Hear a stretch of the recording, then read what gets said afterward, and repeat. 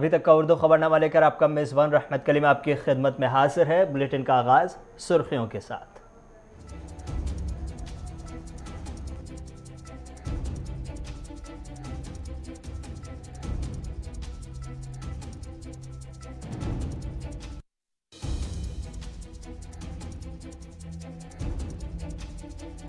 सड़क हादसे में एक खातून समेत 3 लोगों की गई जान। जिला गांदरबल के मनीगाम में भी सड़क हादसे में 4 लोगों के जख्मी होने की खबर। यूपी में आसाराम के आश्रम से 3 दिनों से लापता बच्ची की लाश कार में बरामद, इलाके में सनसनी। नेशनल कॉन्फ्रेंस को लगा एक और झटका। पार्टी के अक़लियती सेल के सदर MK योगी ने पार्टी को कहा खैराबाद। पाकिस्तान के वज़ीर-ए-आज़म इमरान खान ने बुलाई काबीना की मीटिंग। आज शाम आखिरी बार PM की हैसियत से कौम से करेंगे खिताब।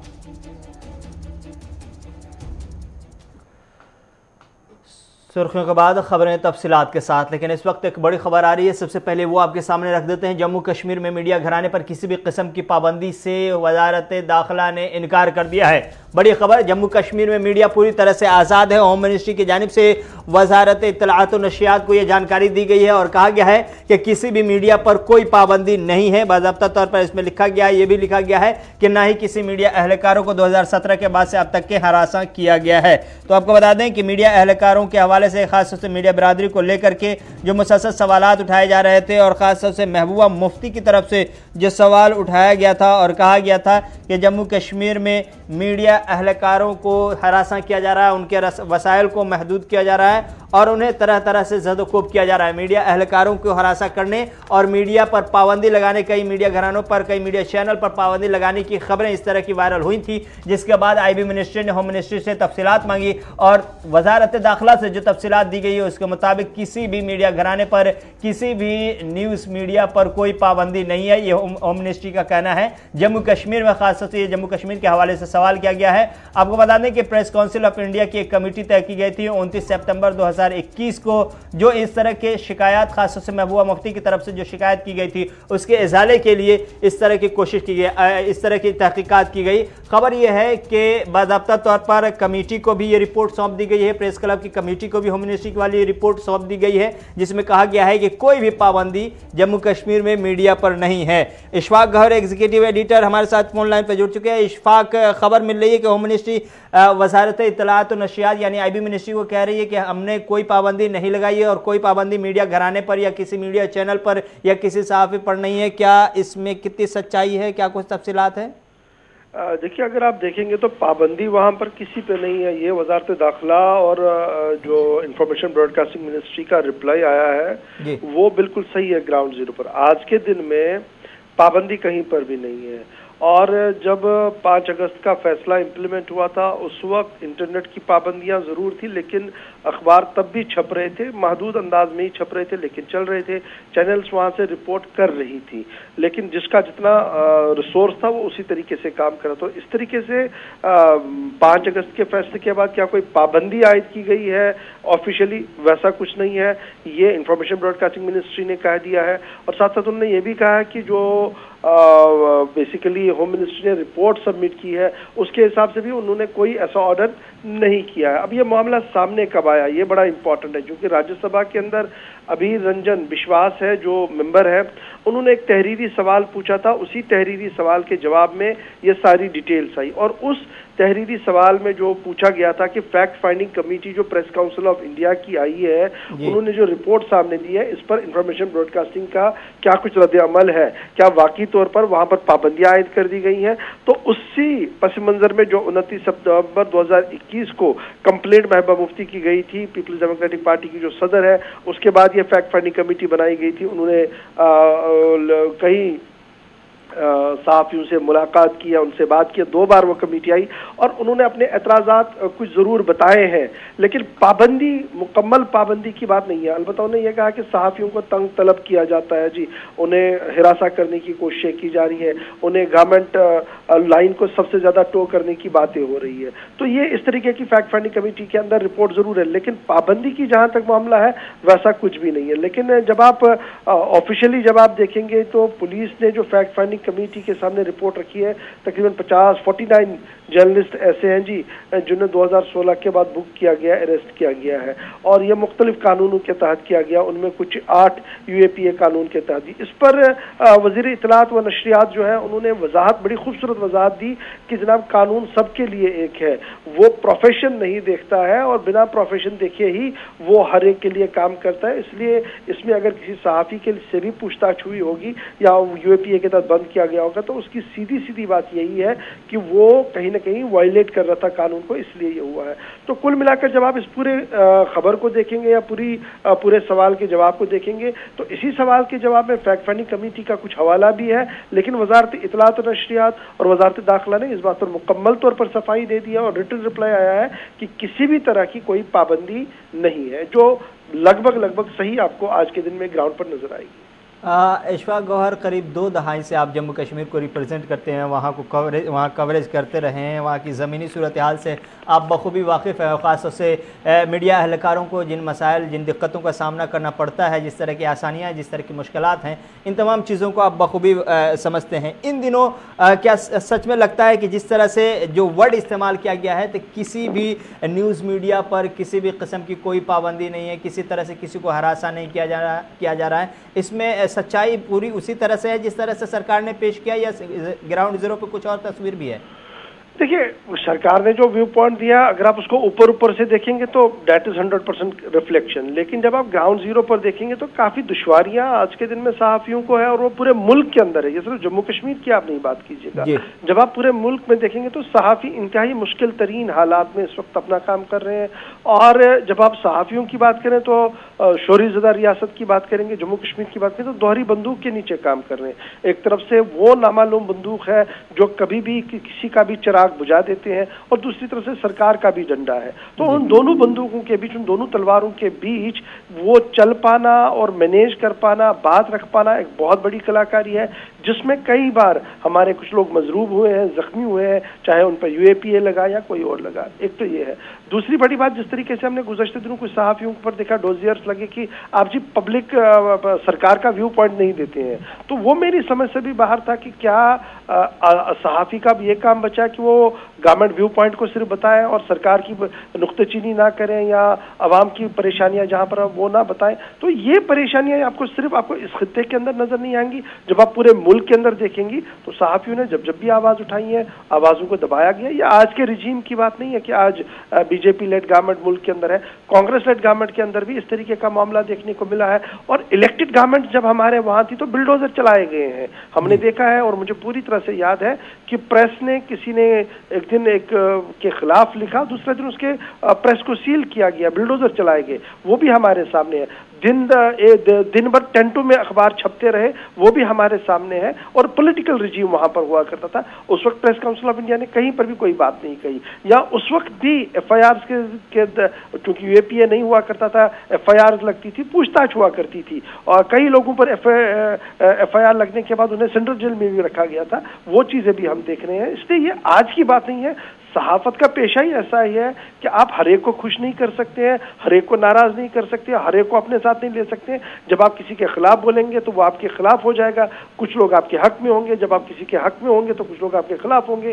तो इसमें हक गोई के साथ जो बात कर पा रहा है वो कर पा रहा है। और रेस्ट पूरे दुनिया का भी निज़ाम इसी तरीके से, अगर आप फिर हिंदुस्तान से बाहर भी देखेंगे तो वहां पर भी आपको निज़ाम इसी तरीके से दिखेगा कि स्टेट हमेशा ये चाहती है कि उसके व्यू पॉइंट को on the top of the agenda मिले, और जो सरकार की नाकामियां है वो उस तरीके से उजागर ना हो जिस तरीके से अवाम रद्दअमल उसका दे। तो शायद दुनिया भर, ग्लोबल लेवल पर भी जब आप इसको देखेंगे तो सूरत हाल वैसी है जो आपको जम्मू कश्मीर में नजर आ रही है। महबूबा मुफ्ती के इल्ज़ाम पर आखिर ये सारा कुछ हो रहा है, जो कि उनने जो इल्ज़ाम लगाया था उसके बाद ये कार्रवाई हुई, फैक्ट्स एंड फाइंडिंग कमेटी ने एक्शन लिया, उसके बाद MHA की तरफ से जवाब आया, IB ने सवाल पूछा। तो ये महबूबा मुफ्ती का इल्ज़ाम यूं ही हवा में था? नहीं, महबूबा मुफ्ती ने जब वो दिया था उसके पीछे कुछ बातें थी। एक तो कुछ सहाफ़ियों पर PSA लगा था और कुछ सहाफ़ियों को बाहर जाने की इजाज़त नहीं थी। तो उस कॉन्टेक्स्ट में उन्होंने वो चिट्ठी लिखी थी, जो मैंने पहले ही कहा कि 100% इस रिपोर्ट का आप सही मानेंगे जो स्टेट ने दी है आज के दिन में तो सही है, लेकिन ऑफिशियल पाबंदी कहीं पर भी नहीं है। लेकिन इसी जवाब में वजीर इत्तलात कानून के जो इंफॉर्मेशन ब्रॉडकास्टिंग वजीर है, उन्होंने इस बात को कह दिया कि जनाब मुल्क के अंदर कानून सबके लिए है, चाहे वो सहाफ़ी है, डॉक्टर है, पेशेवर कोई भी है या सबसे बड़ा पॉलिटिशियन है, सबके लिए एक ही कानून है। इसलिए अगर किसी को कभी पूछा भी गया है तो कानून के दायरे में रहकर पूछा गया है, तो इसको इतना जनाब ह्यू एंड क्राई बनाने की कोई जरूरत नहीं है। तो रेस्ट बात आपकी सही है कि जब वो चिट्ठी आई थी तो कुछ कटिंग्स, कुछ चीजें उन्होंने साथ में भेजी थी, और फैक्ट फाइंडिंग कमेटी ने भी इस बात का खुलासा किया है कि इंतहाई मुश्किल तरीन दौर में जी जम्मू कश्मीर का सहाफ़ी और वादी कश्मीर का सहाफ़ी इस वक्त काम कर रहा है। बहुत बहुत शुक्रिया इशफाक गौहर तफसीलात फराहम करने के लिए, बताने के लिए कि मिनिस्ट्री ऑफ होम अफेयर की जानिब से या होम मिनिस्ट्री की जानिब से जो आईबी मिनिस्ट्री को जानकारी दी गई है जम्मू कश्मीर में मीडिया की आज़ादी के हवाले से, उस सिलसिले में क्या कुछ तफसीलात हैं और ग्राउंड ज़ीरो की सच्चाई क्या है, इन तमाम हवालों से तफसीलात फराहम कर रहे थे हमारे एग्जीक्यूटिव एडिटर इशफाक गौहर, और बता रहे थे कि सरकार का दावा है कि किसी भी मीडिया घराने पर, किसी भी मीडिया तंजीम पर कोई किसी किस्म की पाबंदी नहीं है। ज़मीन पर तस्वीर थोड़ी सी अलग ज़रूर है।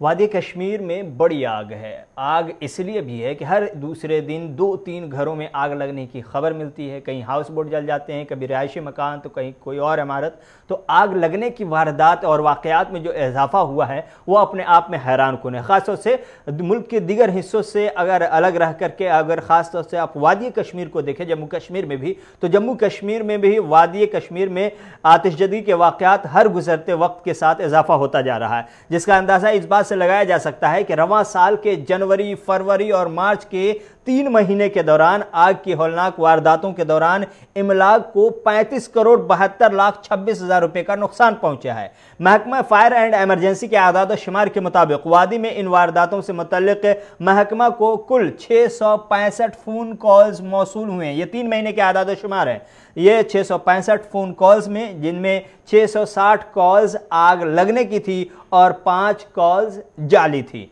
इन वाक़यात में इंसानी जानों को कोई नुकसान नहीं हुआ, ये अच्छी खबर है। अलबत्ता 10 मवेशी भी हलाक हुए हैं, ये अच्छी खबर नहीं है। इन वारदातों में कुल 525 ढांचे मुतासिर हुए हैं, जिनमें 99 दुकानें हैं, 11 शॉपिंग कॉम्प्लेक्स है, 8 गाड़ियां हैं, 39 बिजली ट्रांसफार्मर है और 10 जंगलाती इलाके और नर्सरियां भी आग लगने से तबाह हुए हैं। आग की वारदातों के दौरान 3 अरब 13 करोड़ 6 लाख की इमलाक जद में आई, जिसमें से 35 करोड़ 72 लाख रुपए की इमलाक को नुकसान पहुंचा है और 2 अरब 70 करोड़ 3 लाख 4 हजार रुपए के इमलाक को बचा लिया गया। 10 अजला की तफसील देते हुए कहा गया कि श्रीनगर में 140 ढांचे मुतासिर हुए, जिनमें से 10 दुकानें, 5 शॉपिंग कॉम्प्लेक्स, 1 गाड़ी, 4 जंगलाती इलाके शामिल हैं। जिले में कुल 94 लाख के अमलाक जद में आए, जिसमें से 170.58 को नुकसान पहुंचा है, जबकि 36.18 को बचा लिया गया है। जिला बडगाम में आग की वारदातों के दौरान 23 ढांचे तबाह हुए हैं, जिनमें 2 दुकानें, 3 शॉपिंग मॉल और 2 ट्रांसफार्मर शामिल हैं। महकमा ने बताया कि जिला में आग की वारदातों के दौरान 75 लाख से ज़्यादा रुपए के अमलाक जद में आए हैं और साथ ही साथ 45-46 लाख रुपए के इमलाक को नुकसान पहुंचा है। इसके अलावा 30-30.5 लाख रुपए के इमलाक को बचा लिया गया है। रिपोर्ट के मुताबिक अनंतनाग में आग की वजह से 50 ढांचे जद में आए। जिला में 16 दुकानें और शॉपिंग मॉल, 5 बिजली ट्रांसफार्मर खाकिस्तर हुए और इस तरह से अनंतनाग में भी बड़ा नुकसान हुआ। कुपवारा की बात करें तो वहां कुपवारा में 3 माह के दौरान 73 ढांचे मुतासिर हुए हैं। 18 दुकानें आग के हवाले हो गई हैं, 18 दुकानों का नुकसान पहुंचा है और साथ ही साथ 6 बिजली के ट्रांसफार्मर भी तबाह हो गए हैं। अगर पुलवामा से निकलकर बात, पुलवामा में एक खबर यह भी है कि पुलवामा जिले में 2 जानें ज़ाय भी हुई हैं और 34 ढांचे मुतासिर भी हुए, जिसमें से 11 दुकानें और शॉपिंग मॉल, 1 गाड़ी, 1 बिजली ट्रांसफार्मर, 1 नर्सरी भी शामिल है। शोपियां जिले में 4 जानें तल्फ हुई हैं, 22 ढांचे मुतासिर हुए हैं, जिनमें से 5 दुकानें और 5 शॉपिंग मॉल, 2 बिजली ट्रांसफार्मर और 1 नर्सरी भी शामिल हैं। महकमा फायर एंड एमरजेंसी सर्विस के आदाद शुमार के मुताबिक जिला गांदरबल में 30 ढांचे इसकी जद में आए हैं, यानी आग की जद में आए हैं, जिनमें से 5 दुकानें हैं, 2 बिजली ट्रांसफार्मर शामिल हैं। बारामूला जिले में 84 ढांचे जद में आए आग की, जिसमें से 28 दुकानें, 3 गाड़ियां, 3 बिजली ट्रांसफार्मर और 3 जंगलात शामिल हैं। कुलगाम जिले में 4 जानें ज़ाय भी हुई हैं आग की वजह से, 25 ढांचे जद में आए हैं, 4 दुकानें, 1 गाड़ी और 4 बिजली ट्रांसफार्मर भी खाकिस्तर हो गए हैं। जिला बांडीपुरा में 44 ढांचे आग की जद में आए, जिसमें से 3 दुकानें और शॉपिंग मॉल, एक गाड़ी शामिल है। ये सब के सब आग के हवाले हो गए। महकमा ने बताया कि कुल आग की वारदातों के दौरान 38 लाख से ज़्यादा रुपये के अमलाक जद में आई हैं, जिसमें से 26 लाख की अमलाक को नुकसान पहुंचा और 12 लाख के अमलाक को बचा लिया गया है। तो ये आदाद व शुमार बताए जा रहे हैं। वादी कश्मीर में आग लगने की वजह से जो नुकसानात हुए हैं वो तबाहकुन तस्वीर की तरफ इशारा है। मुल्क के कई रियासतों में कश्मीरी पंडित माइग्रेंट के बाद हिजरत के बाद बसे हुए हैं। हरियाणा में भी बसे हुए हैं। हरियाणा की सरकार ने करीब 30-40 साल बाद 182 परिवार को, ख़ानदान को झज्जर के इलाके में ज़मीन दी है अपने घर बसाने के लिए और मुस्तकिल रहायशी के लिए। सरकार की जानिब से यह अच्छा कदम है और बताया गया सीएम मनोहर लाल खट्टर की जानिब से आज़ादी हमें अभी भी हासिल नहीं हुई है, क्योंकि हमें आज़ादी का मतलब तब समझ में आएगा जब हमें अपने हुकूक मिल जाए, हमें मांगने ना पड़े। क्या कुछ कहा है मनोहर लाल खट्टर जो सीएम है हरियाणा के कश्मीरी पंडितों को, 182 परिवारों को ज़मीन देने के बाद क्या कुछ कहा वो भी सुनिए। वहां भी ये जो मांगने की प्रथा, अधिकार मांगने की प्रथा, ये लगातार बनी रही और अभी तक बनी हुई है। क्या हम आजाद हो गए? अगर आजाद हो गए तो हमको अपने अधिकार, अपने हक, अपनी चीजें मांगनी क्यों पड़े? अपने आप मिलनी चाहिए। और जब अपने आप मिलने का कोई सिस्टम जब तक नहीं बनेगा तब तक हम ये कहेंगे हमारी वो आजादी अभी मिले नहीं है। हमने इस पर विचार किया कि जिसका जो हक है वो उसको मिले, उसके घर जाके मिले। उसके लिए नई व्यवस्था शुरू की, परिवार पहचान पत्र। एक यूनिक व्यवस्था, देश में तो कहीं है भी नहीं, दुनिया में भी कहीं नहीं है। अभी तक आधार नाम से हमने सिटीजन की एक पहचान बनाई और उसका लाभ जितना भी एक सीमित मात्रा में हमको हो रहा है, लाभदायक हुआ है वो भी। लेकिन अपनी सामाजिक व्यवस्था वो एकांगी व्यवस्था सिटीजन की अकेले की व्यवस्था नहीं है। ये व्यवस्था परिवार की व्यवस्था है और बहुत योजनाएं वो मेरी परिवार से जुड़ी हुई है। चाहे वो बीपीएल के कार्ड की व्यवस्था हो, चाहे आज हमने आयुष्मान भारत की व्यवस्था में परिवार को एक इकाई माना है, चाहे उस परिवार की आर्थिक दृष्टि को देख करके उसकी पेंशन आदि की बात हो, उसको मकान देने की बात हो। तो परिवार की टोटल स्थिति क्या है, उसमें से ये जो परिवार पहचान पत्र की व्यवस्था बनी, इस परिवार पहचान पत्र की व्यवस्था के माध्यम से एक परिवार की सामाजिक स्थिति, आर्थिक स्थिति, अन्य सब स्थितियां, परिवार का साइज, उसकी आवश्यकता है और आवश्यकताओं के साथ साथ परिवार की कोई विशेष क्षमता, ऐसी भी जानकारियां मिलेंगी तो समाज के लिए उसका भी उपयोग किया जा सकता है। तो इस प्रकार से आज जो ये कार्यक्रम हमने किया है, इसको मैं एक कहावत के नाते, जैसे कहावत कहते हैं ना कि प्यासा कुएं के पास जाता है, लेकिन आज हम उस कहावत को बदल रहे हैं। क्या सरकारी कुआं हर गरीब प्यासे के पास जाएगा, उसके घर जाकर के। पड़ोसी मुल्क पाकिस्तान लिए चलते हैं। पाकिस्तान में इमरान खान की कुर्सी के सिर्फ चंद घंटे रह गए हैं। पीएम से एक्स पीएम होने वाले हैं। चूँकि अदालत ने, सुप्रीम कोर्ट ऑफ पाकिस्तान ने जो फैसला किया उससे इमरान खान को सबसे बड़ा सरप्राइज़ मिला है। ये तब की तस्वीर है जब पाकिस्तान की सुप्रीम कोर्ट से फैसला आया इमरान खान के खिलाफ पीडीएम के हक़ में और उन तमाम कार्रवाइयों को बाज़ाब्ता तौर पर कदआदम करार दिया गया जो डिप्टी स्पीकर ने किया था। पाकिस्तान के चीफ जस्टिस उमर अता बंदियाल ने जुमेरात को कहा कि कौमी असम्बली में हुकूमत के खिलाफ लाई गई अदम एतमाद की तहरीक पर डिप्टी स्पीकर कासिम सूरा का फैसला आइन की खिलाफ वर्जी है।